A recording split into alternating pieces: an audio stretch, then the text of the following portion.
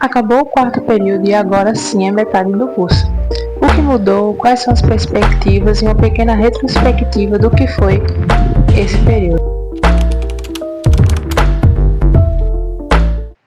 Oi, eu sou a Raíssa, sejam bem-vindos ao meu canal Físio com a Rai, onde você vai encontrar relatos de experiência, vlogs e conteúdos didáticos que estão presentes na grade curricular do curso. Deixa sua curtida e já compartilha esse vídeo com um calouro de fisioterapia ou algum estudante de fisioterapia que está prestes a chegar à metade do curso. Bom, no vídeo de hoje nós teremos uma pequena retrospectiva. Para quem me segue lá no Instagram, que é raifisio_, eu vou deixar aqui embaixo na descrição. Para quem me segue no Instagram viu que no final do terceiro período, eu publiquei um vídeo lá relatando um pouco da minha experiência no terceiro período e já dizendo assim, tá acabando, tá quase indo para o quarto período e quando chega no quarto período, metade do curso. Tendo em vista que o meu curso tem a duração de 4 anos e não de 5. Então são 8 períodos. Como é que foi esse quarto período assim um pouco caótico? Para algumas pessoas calmo, como eu falei lá no vídeo do terceiro período. Para algumas pessoas é calmo, para algumas pessoas é mais agitado, porque cada um tem sua rotina e nem tudo se resume apenas à faculdade. Mas trazendo mais para o ponto de vista da faculdade e dos estudos, eu vou dizer aqui como é que foi disciplinas, novas experiências, quais foram as disciplinas mais difíceis, quais que requerem um pouco mais da nossa atenção. Independente do período do curso, todo início de período sempre é uma surpresa, principalmente no primeiro dia, onde os professores chegam e mostram a ementa, eu acho que é ementa, da disciplina, dizendo quais são os assuntos, quantas provas vão ter, quais são os trabalhos, que tipos de trabalhos são. Todo início de período é sempre uma surpresa, né? E no P4 não foi diferente. No P3 a gente já tinha tido aquela realidade de saber que não ia estar sempre na sala de aula, com a bunda sentada numa cadeira e só ouvindo o professor falar. No P4 não foi diferente. Então, para quem estava acostumado a só teoria, e um pouquinho da prática que a gente já teve no P3, o P4 foi aquele tipo, vão se tornando independentes, vão colocando a mão na massa. Então, recursos terapêuticos manuais. A gente teve pouquíssimas aulas que foram só na sala de aula para ver teoria. Grande parte delas a gente ia para laboratório e tinha uma parte teórica e uma parte prática. A mesma coisa foi com recursos terapêuticos físicos, que foi uma disciplina muito densa.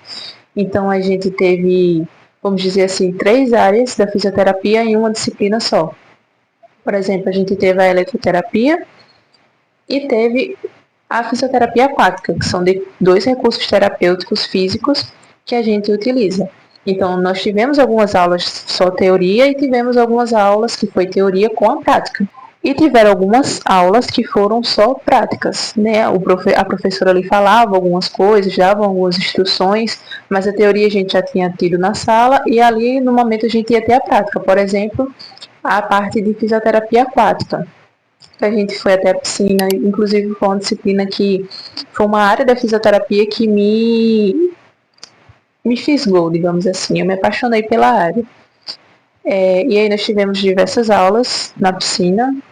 Não foram tantas, eu acredito que umas 4, 5, por aí. Então a densidade dessas disciplinas foi algo que me impressionou. Tanto pela quantidade de assunto, como pela necessidade de a gente ter uma prática, até porque nós também tivemos prova prática, apesar de que foi um pouco diferente da nossa expectativa, e eu vou chegar lá no quesito prova. Então, sobre as disciplinas, o que me impressionou foi a questão da densidade, quantidade de conteúdo e a necessidade de um aprofundamento, porque a graduação em fisioterapia ela é muito superficial. Então, quando a gente tem a necessidade de se aprofundar em algum conteúdo, a gente tem que buscar por si só. Os professores, eles dão a base, eles recomendam os livros, eles passam as referências, mas cabe a nós, né, estudantes de fisioterapia, ir atrás. Então, densidade das disciplinas foi algo que me impressionou.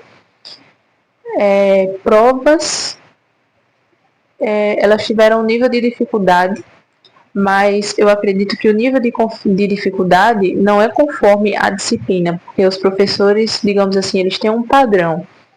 Tem muito professor que o que eles passam na revisão geralmente cai na prova. Então, por exemplo, na disciplina de patologia humana, que é uma disciplina completamente teórica, digamos assim, na disciplina de patologia humana, a professora sempre passava uma revisão e tudo que caía na revisão, praticamente ela colocava na prova, mas de uma forma diferente, né? Tipo, a revisão era, sei lá, verdadeiro ou falso. E a prova ela colocava, diga quais são as alternativas que estão corretas. Então, estão corretas 1, 2, 3, 1, 3 e 5, e por aí vai. Agora, recursos terapêuticos manuais e recursos terapêuticos físicos, que foram as disciplinas que eu falei que teve mais densidade, foram disciplinas que na teórica também foram um tanto quanto difíceis. Mas não é aquela disciplina que, ai meu Deus, eu vou reprovar. Não, você só reprova se você quiser. E eu falo isso quase tendo reprovado. Mas teve circunstâncias. Então, assim, eu reconheço meus erros, mas teve umas complicações, digamos assim. Para aquelas pessoas que só possuem na sua rotina a obrigação de estudar, dá para gabaritar as provas, dá para fazer tudo assim, muito suave, muito tranquilo. Mas para quem tem uma rotina um tanto quanto pesada, sei lá, viaja para longe para poder ir para a faculdade, e tem filho, e trabalha, ou qualquer outra circunstância, como no meu caso, tipo, eu não trabalho, eu não tenho filho, mas eu moro um pouco longe da faculdade, eu saio de casa de madrugada, eu volto quase de noite e por aí vai. Então se torna um pouco difícil. São algumas coisas que são empecilhos, mas que não anulam, tapa na minha cara, mas que não anulam a capacidade de você conseguir, tentar e conseguir ser melhor. Então isso é uma das metas para mim esse ano, porque minhas médias elas foram bem medianas. Bom, provas. Mais ou menos, nível difícil, densidade das disciplinas. É algo que me preocupou no início. E novas experiências. Quais foram as novas experiências que eu tive nesse quarto período? Bom, na disciplina de recursos terapêuticos manuais, nós tivemos uma prova prática, que foi no final do período.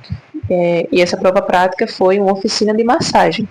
Toda a turma se dividiu, algumas pessoas se dividiram na parte de ornamentação, outras pessoas na parte de fazer lembrancinhas, mas todos da turma tiveram que fazer massagem no dia dessa oficina. Então, pessoas de fora da faculdade puderam fazer suas inscrições lá na clínica escola da faculdade para participar no dia e receber massagem.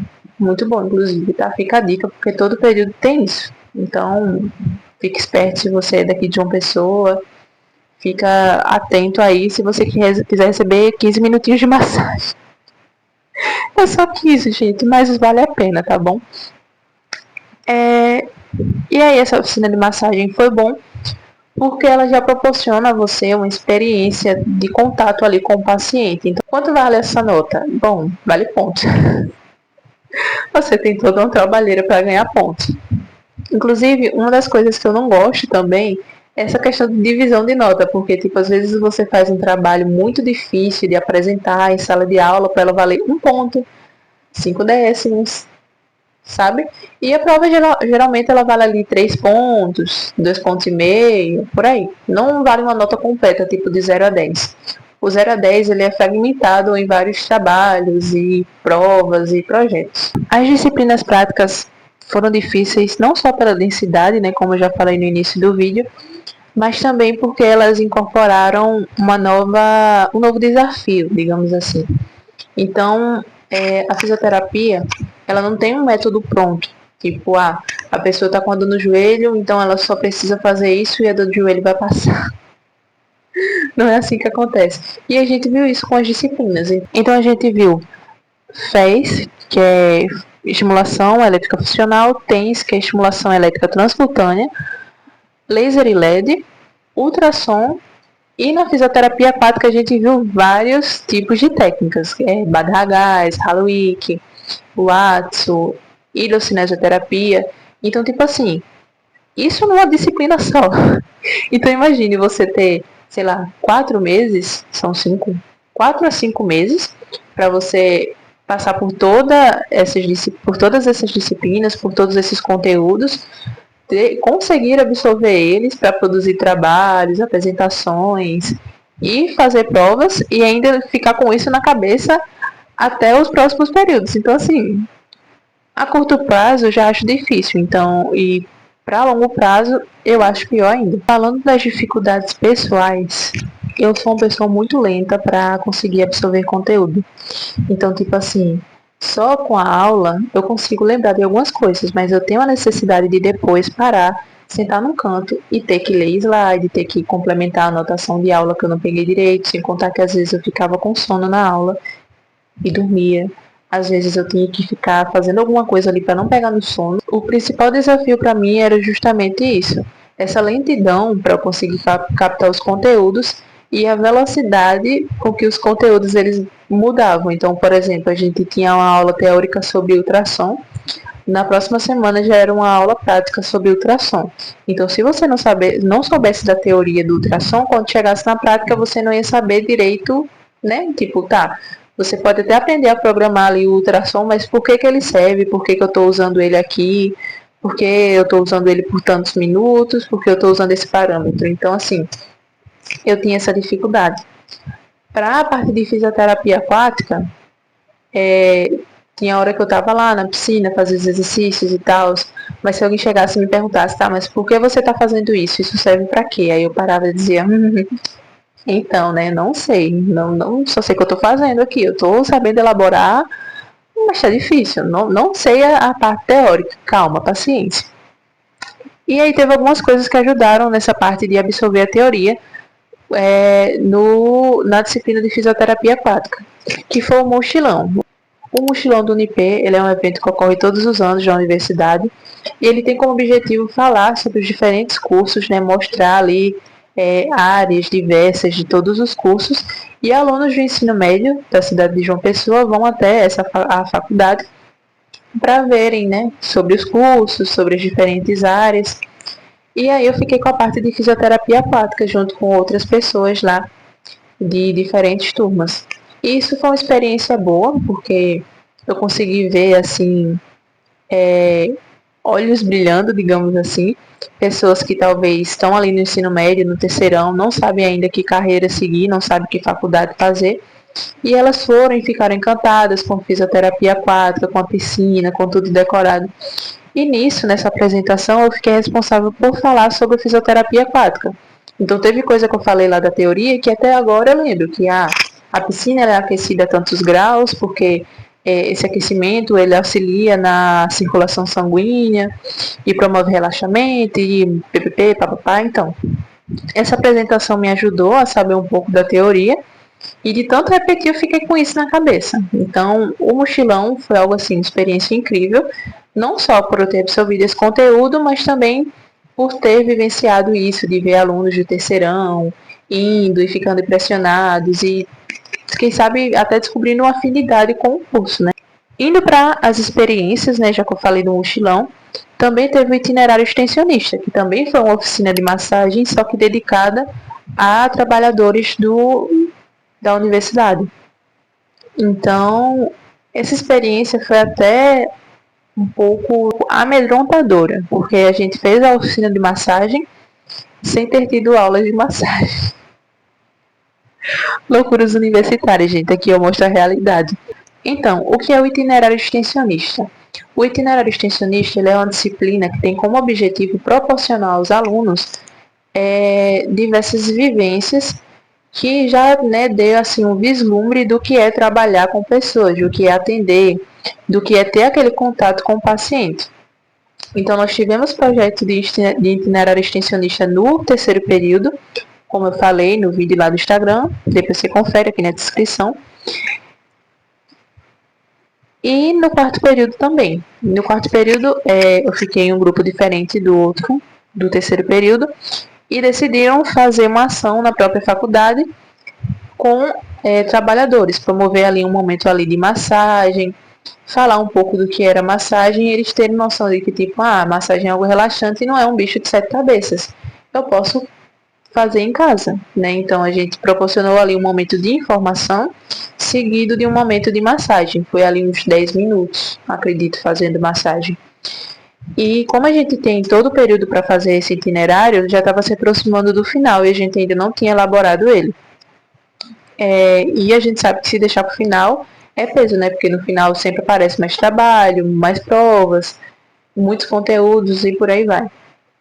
Daí nós decidimos fazer essa oficina de massagem, sendo que a gente ainda não tinha tido aulas práticas sobre a massagem, nem prática nem teórica. Então a gente foi sabendo da teoria. E a prática, algumas meninas que já faziam parte de uma liga de massagem que tem na faculdade, passaram pra gente, ó, a gente pode fazer movimentos circulares, né? Tem que ter aquele cuidado de falar com o paciente antes, então a gente conseguiu prosseguir fazer assim, né? Então, acreditamos que deu tudo certo, não tivemos reclamações. Se tivemos, não soubemos, foi pelas costas, mas tivemos nossa notinha ali, tudo bonitinho, e não é só essa parte de fazer a oficina.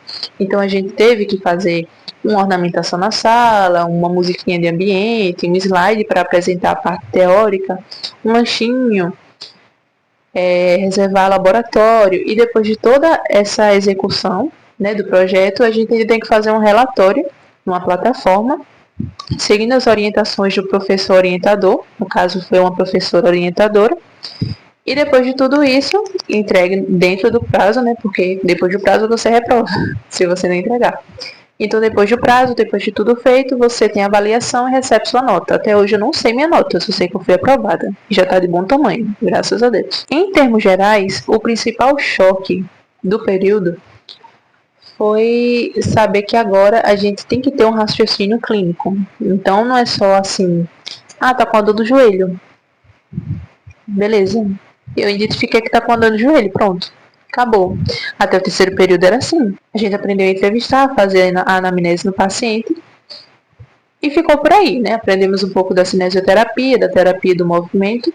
E quando chegou no quarto período, a gente descobriu as formas de tratar as coisas. Então, agora a gente sabe que o paciente está com a dor no joelho.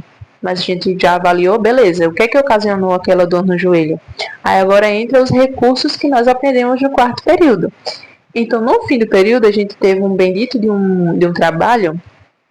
Agora, eu não me lembro se foi a prova prática de recursos terapêuticos físicos ou se foi algum outro trabalho, em que a gente tinha que avaliar um caso clínico e dizer, tá, se o paciente está com isso, o que é que eu vou poder usar?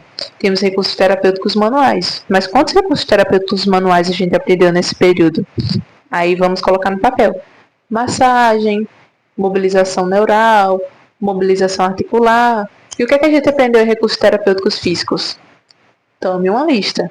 Então a gente tinha que ver o que é que o paciente tinha, quais eram as circunstâncias, o que é que a gente podia aplicar, o que é que a gente não podia aplicar, porque não basta saber o que a gente pode aplicar. Na minha cabeça parece que foi ontem que eu cheguei na faculdade perdida sem saber que sala era. E agora eu já estou na metade do curso. Então, tipo assim, é um choque, sabe? É como se estivessem acelerando o tempo. A falta de uma ferramenta para estudar também foi algo que me atrapalhou bastante. Tipo, até o começo do ano, até o terceiro período, eu contava com o auxílio do meu notebook.